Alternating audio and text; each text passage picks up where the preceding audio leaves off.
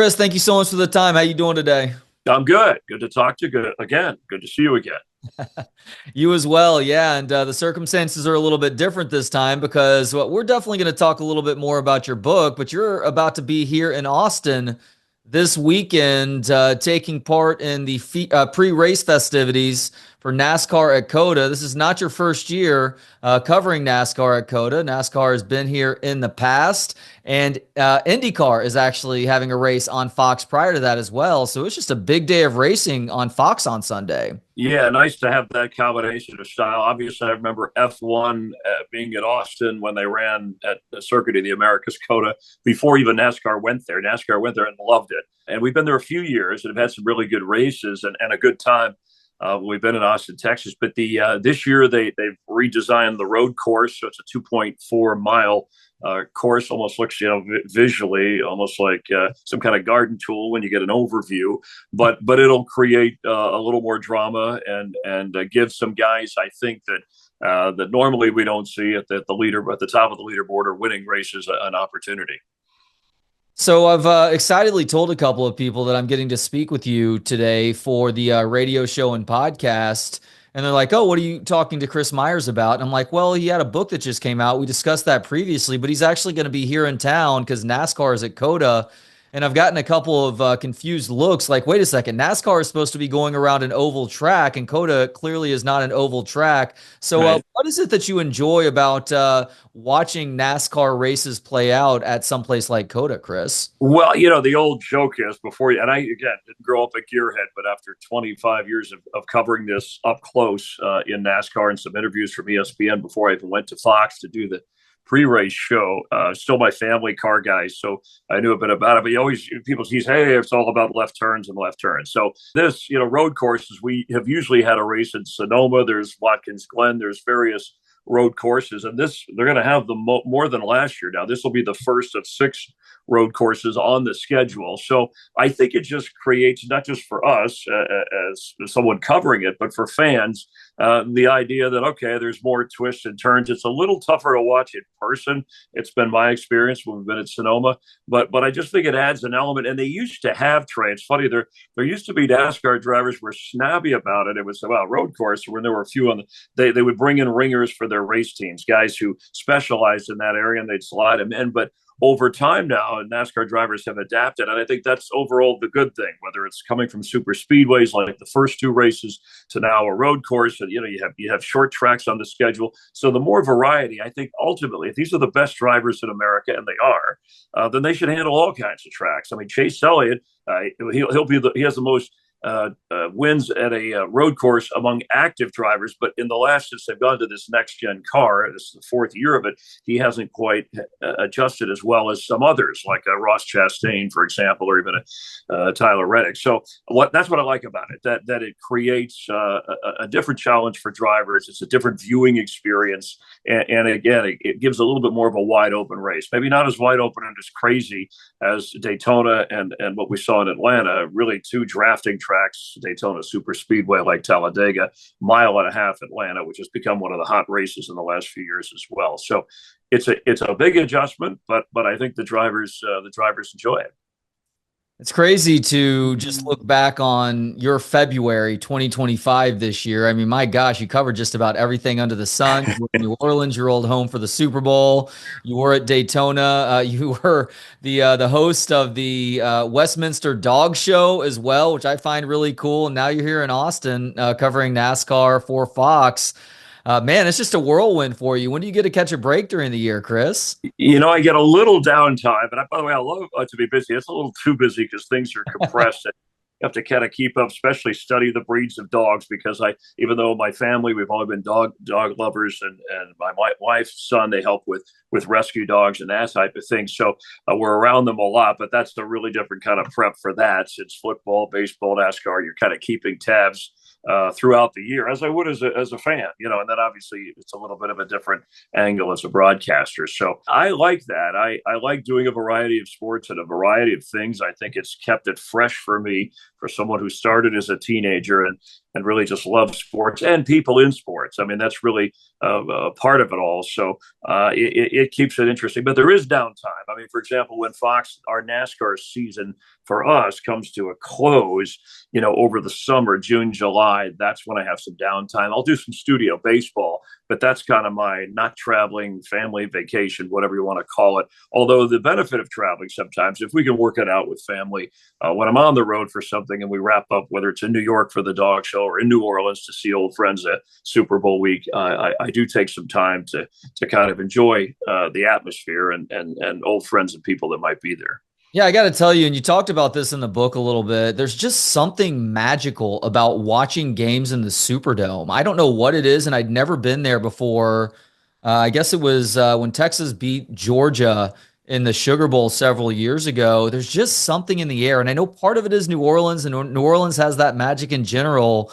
But what is it about the Superdome that makes games there so special, Chris? Yeah, I mean, it was one of the after the Astrodome. It was one of the cooler, newer domes at the time. It really did look like a spaceship had landed in the Crescent City in the middle of all this. And then over years, they've remodeled. They've had some tragedy with hurricanes there, and the legend goes, the myth. And I remember doing stories on this. Of course, remember because they're below sea level in New Orleans. They bury people above ground, which freaks a lot of people out. But the idea that there was an ancient burial ground that they used that land and built some of the Superdome over a portion of that. I don't know how true that is. I've never quite found the facts, but there's enough of it there. And when you look at some of the games that have been played there, and some of the magic, some of the, in a city that has a lot of voodoo and other things like that, and people that are into that type of thing, from the Saints to some college football to going back, whatever they've held in that building, it's been special. So I think it usually has to do with the participants in the sporting event, but fans love it, and it is kind of cool being there. Even though it feels to some now a little outdated, but the structure itself and the improvements they've made, there's a reason they like holding big events there.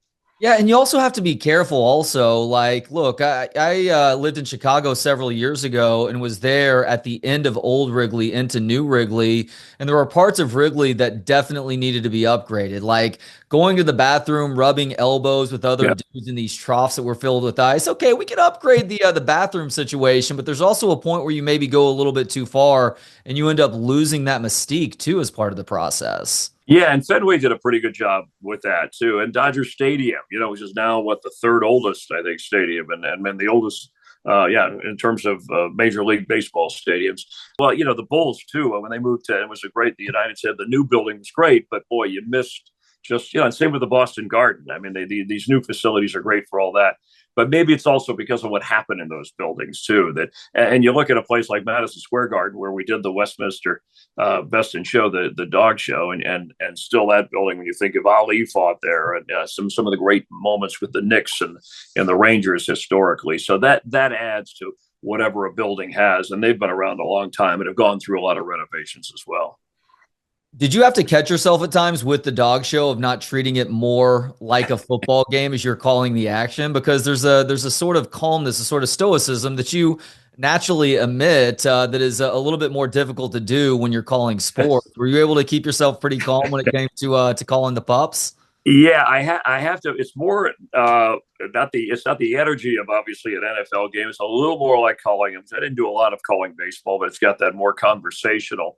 I do have an analyst, just like I would for football or baseball, someone who's shown dogs, who's been a judge in an area to help with, other than me studying some of the various breeds and their details, their standards that they talk about. But what I do have to guard against is not going into the movie Best in Show in that mode, because my sense of humor, I love to joke about a lot of things. Came from a big family. We tease each other. When you see something funny, you react to it, as long as you're not making fun of someone or something in that regard. And so that movie is it's not that far off the reality. So they give me some room on that. But that's the part I got to kind of guard against. And sometimes the truck will ask, for a side comment from me, which will be something a little funny that may not be appropriate during the actual broadcast. But the bottom line is, and I say this about most events, but the dogs are really the show there. I mean, we really don't have to say a whole lot. The crowd gets into it. You could, if we just slow down and follow the camera and watch them move. I mean, they're really, I mean, they're beautiful. They have style. Each has personality, and obviously their trainer or handler that moves them around. Some are owner handlers. That's what makes the show, and that's obviously the judging before they pick the ultimate best in show dog. Yeah, that's a great point. Much like baseball, sometimes saying less is more and letting that Yeah. that ambient response speak for itself. Yeah, let people, if they see something funny, you can add to it, but don't be careful how quick, because again, it's a different kind of an audience. It's, we're not, it's not wrestling. I mean, you obviously can get away with saying certain things that you wouldn't at a dog show or a tennis match, that type of thing, which I've called tennis, which is a little bit like that as well at the U.S. Open and covering Wimbledon. There's just a code there that's a little bit, you got to be a little bit more careful. You still show personality. But again, it's always about what's going on the court or in the arena. As I just mentioned, you do operate with a certain stoicism that I really enjoy. And you admit in your book that deserves a wow. That allows you to stay calm and keep a level head and make smart decisions in high pressure situations. This is something that you actually learned about yourself going all the way back to fourth grade. How did you earn this sort of self awareness in fourth grade, Chris? Yeah, I mean, I didn't know what it was doing at the time or how it shaped me, but there's a number of things that I talk about in the book as being, again, a sports fan, a fan of interviews and people and comedy and how these things blend together. But shopping, my mom was in a parking lot, and I'll try to condense the story, but obviously some guy, woman took a parking spot, and some burly construction type guy was yelling at her, hit her car, that type of thing, was giving her a hard time. And an older gentleman had walked over to tell him to calm down and leave the lady alone. And this guy hauled off and slugged him, and I mean, took him out with one punch. And I'm this, whatever it was, 9 or 10-year-old kid. And my mom, I told my mom we had to do something. She said, we'll get the license plate number of, the guy who hit him. And we did. And we later reported it to the police when the woman had called who had been harassed. And it turned out it was an off-duty FBI agent. And, anyway, but they tracked me down and wanted me as a witness. I got to miss school, which was great. And, was sworn in, and the judge was like, don't let them rattle you, kid, kind of a thing. And there was a again, the cross-examination, they were questioning me. And it was a little bit of how far I was and what I saw from right hand, left hand. There were a lot of details as I think back that were somewhat, but it gave me, I don't know. I just thought, well, I'm just going to tell them how I feel and what I saw. There's nothing wrong with the truth, and what I can't remember, I'll tell them that too. And so that was an early moment that kind of shaped. By the way, the FBI later came back, personalized a book for me and said, hey, if you ever want to get in law enforcement, we'd love to have you. So it was kind of a nice thing. And I thought about that. If there was a broadcasting career, not about FBI, but it would have been something maybe on the legal side or law enforcement. That was a moment that kind of helped shape. And there were a few others as I went through life that I kind of lean back on those moments about it, whatever else is going on. If I'm calm and making decisions with a calm mind and not, and not worry about what other people think. It's more about what I saw and how I feel in the moment and trying to do the right thing. I think you're usually going to be okay.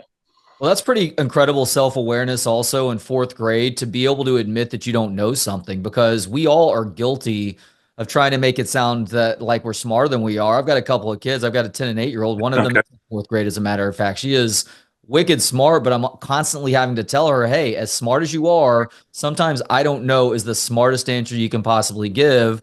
That way, one, you might learn something, and two, you don't get caught in a lie, because once you lose that trust, then all of a sudden it's a very difficult thing to get back. Yeah, and obviously I got, in the book I talk about when I was younger, calling into the radio station and being a Chris from Miami and then another voice. And so really that wasn't real honest. And I had this going for a while in the story. And then when they invited, so I had to kind of face the music at that point. So my dad was like, it was an early, well, he goes, hey, this kind of worked out well. I thought the radio station was going to tell me to beat it, but they ended up hiring me behind the scenes, and then in high school through having my own talk show and that type of thing. But I should have been a little more honest from the start. I just wanted to get on the radio and talk more. There wasn't any mean agenda or sneaky agenda there, I guess. But so I learned that about, hey, you gotta be a little bit more straightforward about things, even if you have a plan and you're trying to make something happen. Nobody's perfect, and honestly, sometimes you learn your set of morals by making those mistakes. But not to cover for you, Chris, but considering you ended up in radio, we call that a bit. Once you're officially part of the business, you were just participating in a bit, right? I got right there. You go. I should have. I didn't know that at the time, but I should have. So that's a good sign for your daughter, by the way, too. Even though, but you guess you think you know it all, and until somebody corrects you where you get caught, then you learn to. I know what I do know, but I'm better off if I admit what I don't know.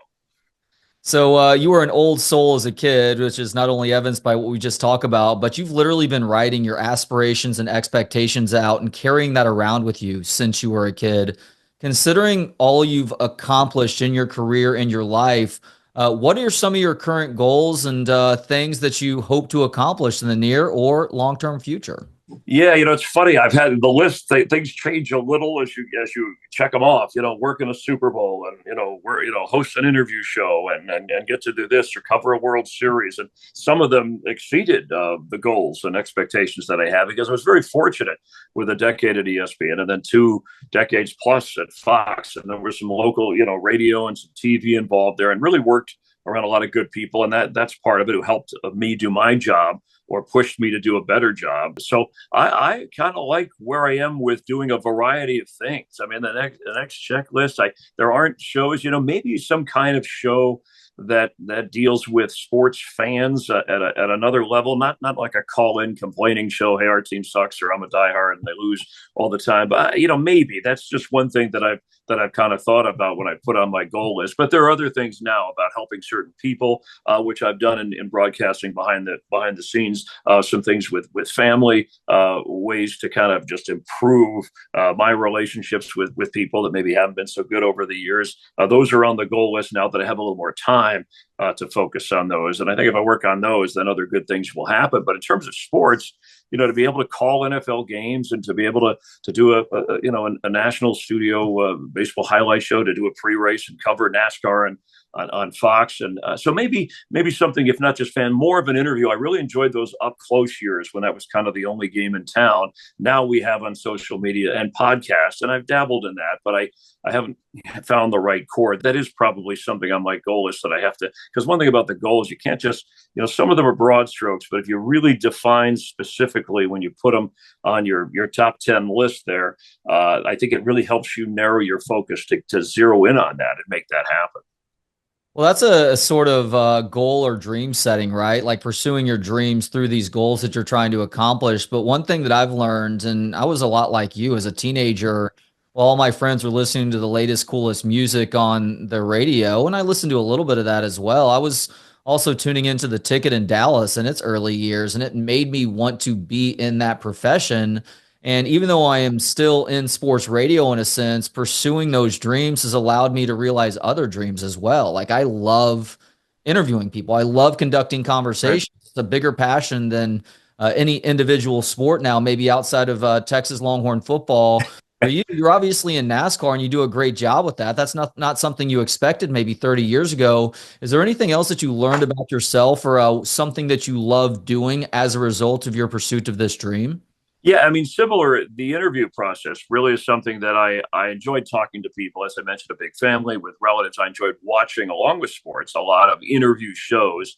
And I didn't watch them for necessarily who the guests were. And I'm not just talking about sports, I'm talking about entertainment, political shows. Even if I didn't understand a lot of the material, I watched, observed interaction, whether it was somebody like a Dick Cavett back in the day, Johnny Carson, who I referenced in the book, obviously Barbara Walters. There's so many different styles. Larry King was an outstanding radio. And then later on CNN, Howard Stern has his own style. I'm leaving some out that I really admire, but and in sports, Bob Costas, his later show is one thing, but I like you in that sense that I found that I would be interviewing people, whether it was in line at a store or sitting on an airplane, even before.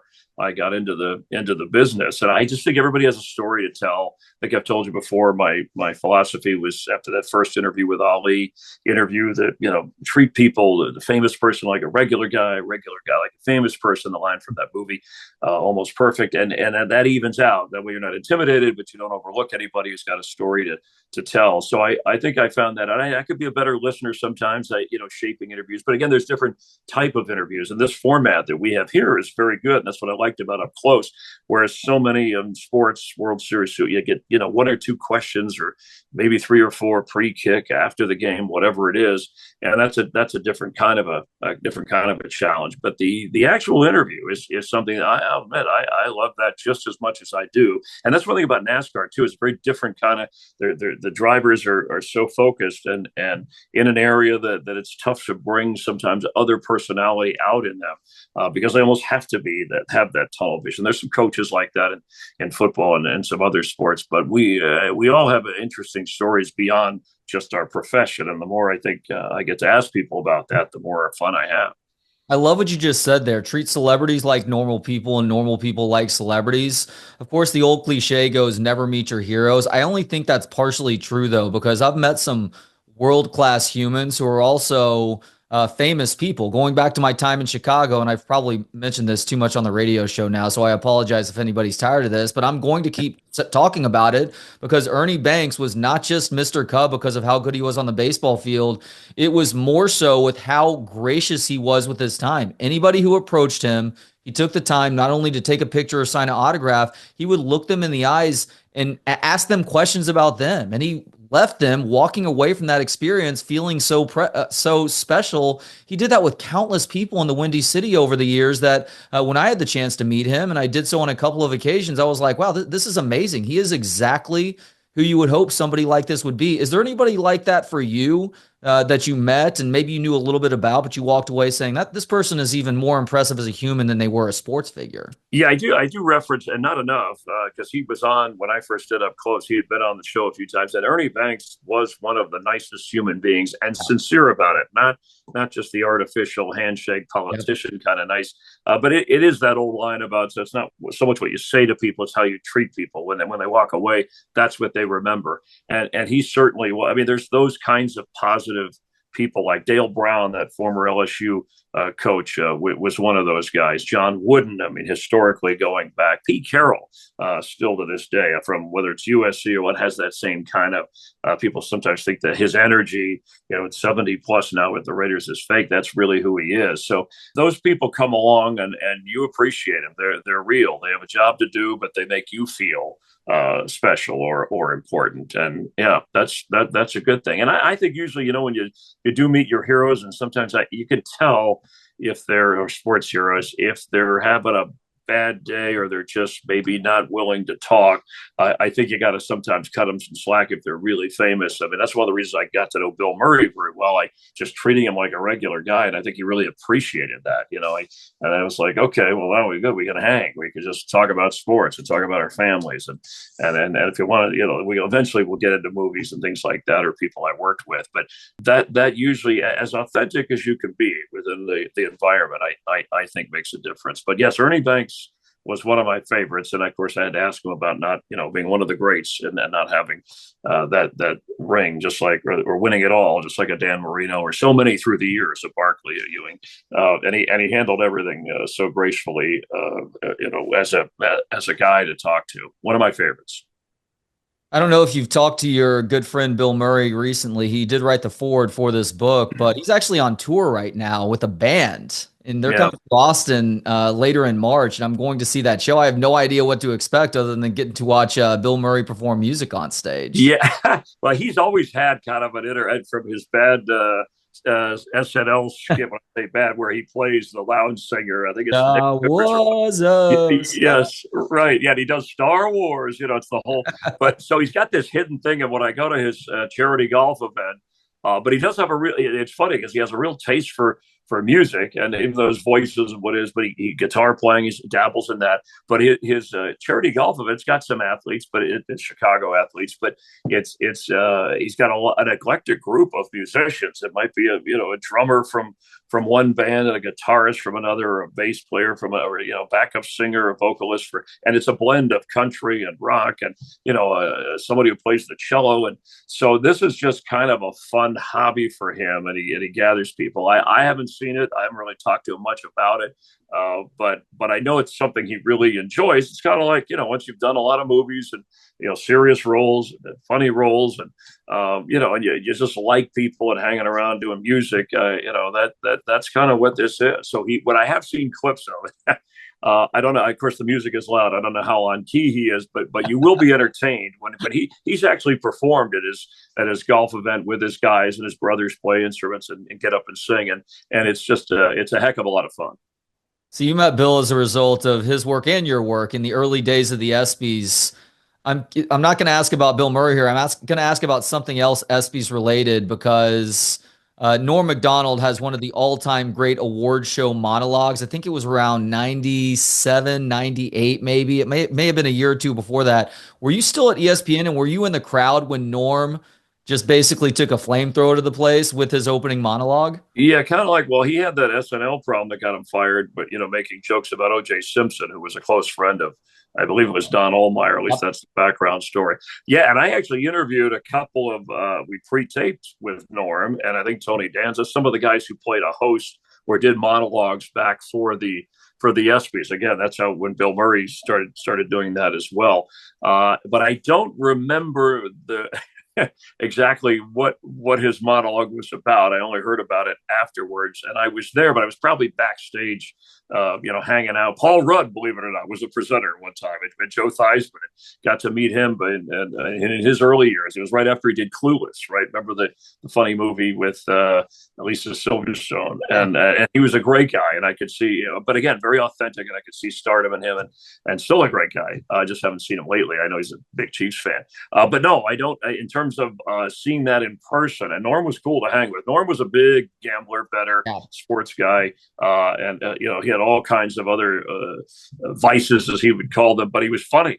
He's one of my favorite. I didn't list him because I've talked to guys like Chris Rock and other comedians, but he's one of my favorites because his style was so natural but so unique, and still made you laugh and you had to think about things. I'm going to end with the art of the interview, Chris, because you mentioned Larry King a little bit earlier, and he actually imparted some advice to you that you shared in the book. One piece of advice is that you always have to listen, which is great advice for anybody, but especially if you are conducting a conversation. But he also said that you shouldn't be leaving your audience out of your conversation. I found that to be a fascinating piece of advice. What does that mean to you? Yeah, it meant a lot, and that's a problem. Not to sound like my dad or a guy on the porch angry about today's, but what I watch a lot of, and we have some tremendous athletes who've transitioned into broadcasters, But when I watch their shows, if they don't have a real broadcast sense, if they haven't worked at it, even though they know what's going, they're too inside. They're too inside about whether it's the car in NASCAR or the pitches in baseball. And hardcore fans, you're there, you're going to get that. You have to, not that you have to dummy down everything, but include everybody in the conversation as best you can.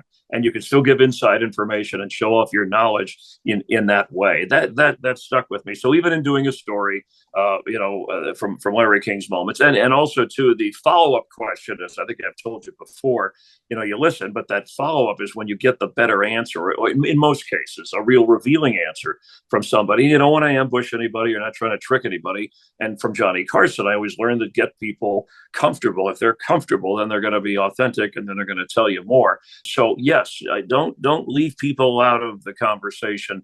However you can do it, think of them in with you. You and I are talking, but other people listening to this, they may not have picked up on Norm Macdonald or Larry King or something to that effect. So as best we can to include them in that. Otherwise, people drift off, and I think it's not intentionally rude, but sometimes it comes off that way, or at least it's not as interesting. You have earned the nickname the Velvet Hammer for your easy style of asking the difficult questions in tough situations. And that's something that you admired about Larry King. You praised him for being able to ask difficult questions like, what's your biggest regret, or are you afraid of dying? So my last question for you, Chris, is: are you afraid of death? No, not really. And I take the John Wooden quote that I mentioned in there. I asked him that. I was the last one to interview him on a radio show at age 99. I didn't know he had a little bit of a cold. He said he didn't have a lot of time to do the interview, but he was willing to do it. And he passed away soon after that. I had interviewed him many times for television, the great UCLA coach, kind of the Mother Teresa of sports, in my view, a very wise guy, man. But he said, when I asked him about that, remember, this is 99, his wife had passed away, he had grandchildren many years earlier. But he said, not really, because I think whatever's next is going to be better than this. And this hasn't been all that bad. So I'm not afraid of dying, but I am afraid of it happening too soon. I do have a run on some years that I want, things I want to accomplish, people I want to meet, and so I hope I have enough time to do all that. But in the meantime, it's not that bad. I'm kind of enjoying the ride. Beautifully put. He is Chris Myers, aka the Velvet Hammer. Make sure to check out his new book, That Deserves a Wow: Untold Stories of Legends and Champions, Their Wins and Heartbreaks. And also check him out pre-race this Sunday ahead of the Echo Park Automotive Grand Prix at Circuit of the Americas. The race is 2:30 on Fox. Pre-race before that at 1:30, and prior to that, it's IndyCar from Florida. It is a full day of racing on Fox. Chris, thank you so much for the time. Just like the first time, this has been a real honor and pleasure. Thank you so much, and safe travels to and from Austin this weekend. No, anytime, Trey. I always enjoy talking to you, and keep up the good work. I will see you down the road.